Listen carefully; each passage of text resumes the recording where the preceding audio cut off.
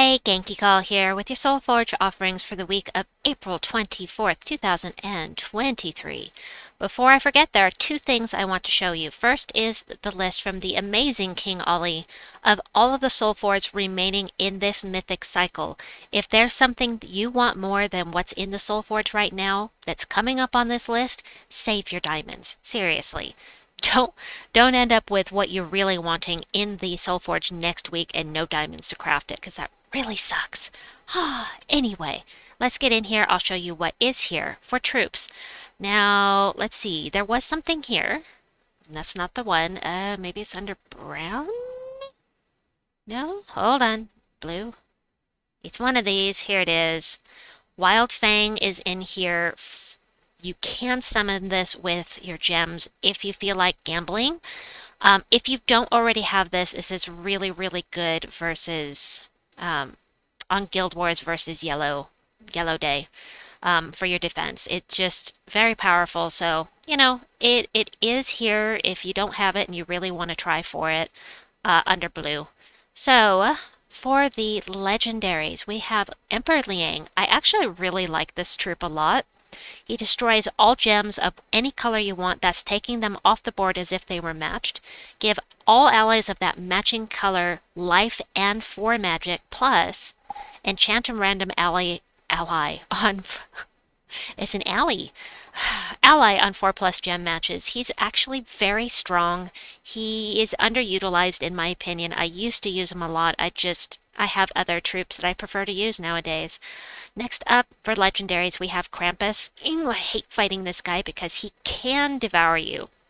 So he's going to do damage to an enemy and submerge them, or devour them, or transform them into a demon and knock them to the back of the team. I really dislike the either or type of troops. Plus, this guy can devour you, but you can't depend on it devouring if it's on your team, so that's why I just really don't like it. But 5 damage to a random enemy when matching red gems. You know, yeah, meh, not a fan. Ankenum, on the other hand, this one does damage to all enemies boosted by cursed enemies. And for every cursed enemy, give a barrier to a random ally. You can possibly end up cursing the entire enemy team just from having random... I mean, there's just a random chance. You can't do it by getting a match for, but you could randomly get it. I do like him for quick delves, but generally speaking, don't use him. And next is Voidcaller. Now this is in the event key drop table right now, as far as I know, because it is a Vulpacea troop. This is not an either or, this is a choose one troop, where you can either destroy all purple gems and deal damage to the first 2 enemies, or create purple gems and deal damage to the last 2 enemies.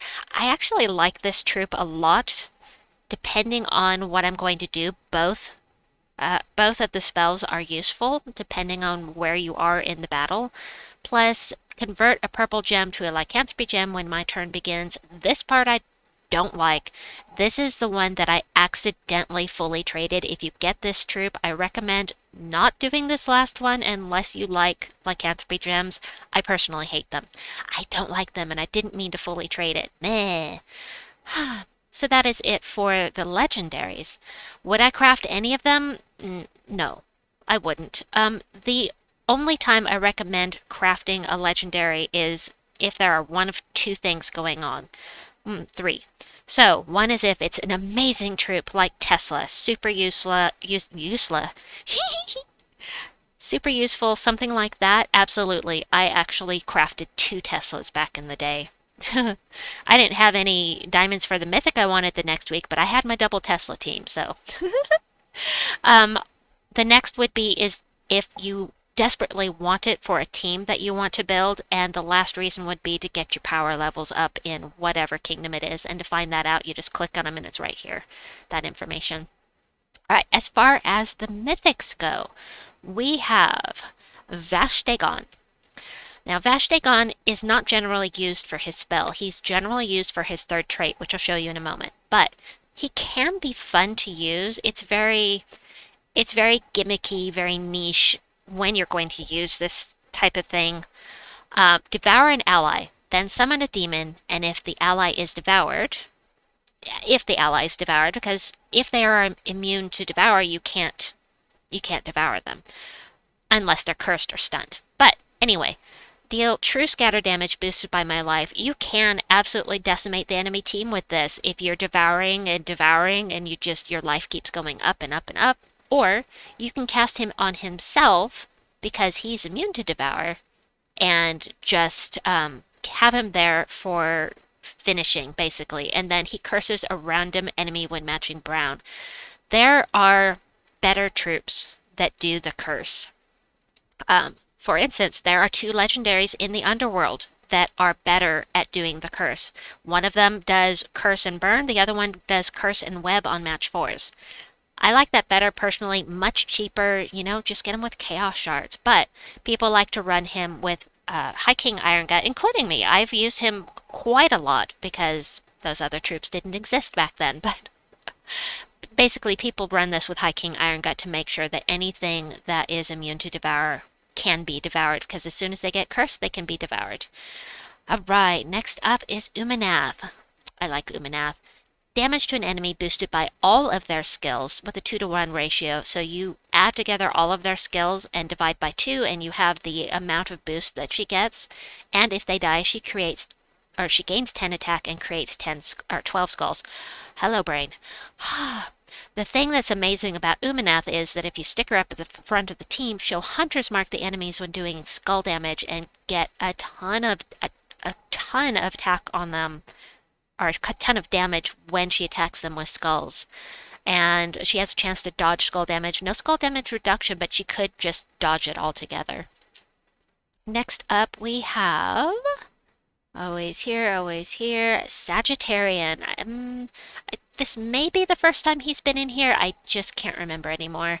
He's not that great. He does true damage to 1 enemy, then either steals 10 magic, 20 life, or 20 armor from the enemy. It's this second part that I don't like. Steal 10 magic? Great. But I want to know what my troop is going to do when I cast it. I just don't like the randomness of this kind of thing personally. He does give 2 magic to all yellow allies when matching yellow gems. There's a light storm at the start of the battle, but in general, I have not yet found a team to really make this guy shine yet. Of course, if you need him for your power levels at Divinian Fields, there is that. Next up is Dreadlock. Deathlock Dreadlock, as Rel would say. I miss Rel. And he will Soulforge! Sorry, if you don't know Rel, you don't know what I'm talking about, but anyway, curse and death mark an enemy, then deal damage to all enemies below them and summon a Borith if you have an open slot. The thing that sucks about this guy is that it's all enemies below them. It's not hitting them and the enemies below them, meaning he's not even as strong as some legendaries out there. Just, if he'd hit all of the enemies and not just the ones below, he'd be a much better troop, but no. No, it's just, you hit the top troop and you curse and death mark them. Big deal. Do damage to everything below them. Let it do stuff to all of the enemies and then talk to me. Gain magic after an ally is summoned. Big deal. Once again, you can't hit all of the enemies. If there's only 1 troop left, you can't do anything to them except death mark them. So that makes him kind of useless in my opinion. Anyway, I'll get off my high horse. This is something that you're going to want to craft. I understand that the Orb of Vulpacea is money locked. This is probably the only time you're going to be able to craft it. It is also very cheap. It's only 75 diamonds. Let's see what it does. Remove all green gems, which won't get you any mana, but it will deny that mana to your enemies. It's going to boost the amount of damage that you do, and if the enemy's from Vulpacea or if the battle's in Vulpacea, it will do double damage. Must have all the things.